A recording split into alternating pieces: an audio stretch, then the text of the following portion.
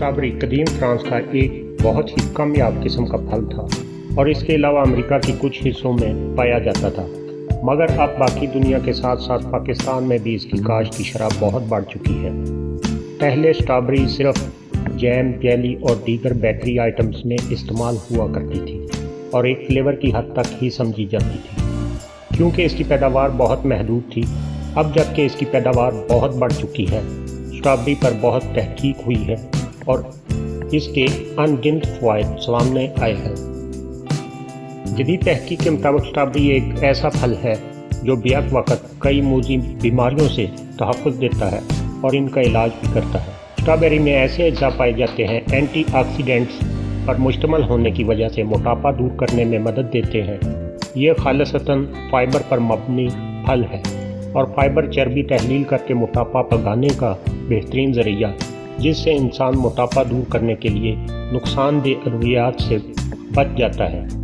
अपनी इस खसूसियत की वजह से स्ट्रॉबेरी ज़ियाबतीस टाइप 2 के खिलाफ बेहतरीन जद्दोजहद करती है, क्योंकि इसमें पाए जाने वाले अज्जा खून में ग्लूकोज के जज़ब होने की रफ्तार को सुस्त कर देते हैं, जिसकी वजह से शुगर लेवल ठीक रहता है।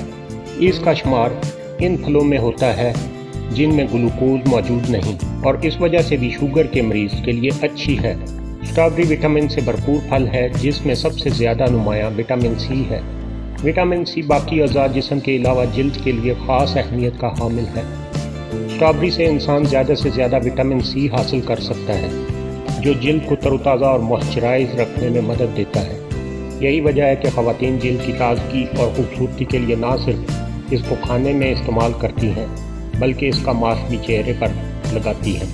स्ट्रॉबेरी में कोलेजन की एक बड़ी मिकदार मौजूद होती है, जो कि एजिंग प्रोसेस को सुस्त करने में बहुत मदद देता है। उम्र बढ़ने के साथ साथ कोलेजन कम होती है और जिल्द ढलकने का अमल शुरू हो जाता है। स्ट्रॉबेरी कोलेजन के हसूल का बेहतरीन ज़रिया है। इस तरह ये एंटी एजिंग एजेंट भी है। शोबिस के मशहूर सितारों में से ज़्यादातर इसी के साथ अपनी स्किन केयर रूटीन को बेहतरीन बनाते हैं। माहिरीन ग़िज़ाइयात के मुताबिक स्ट्रॉबेरी को बेकरी आइटम्स और जैम, जेली की शक्ल में इस्तेमाल करने की बजाय इसको शेक करके बगैर चीनी इस्तेमाल करना चाहिए। इससे इसकी अफादियत दोगुना हो जाती है।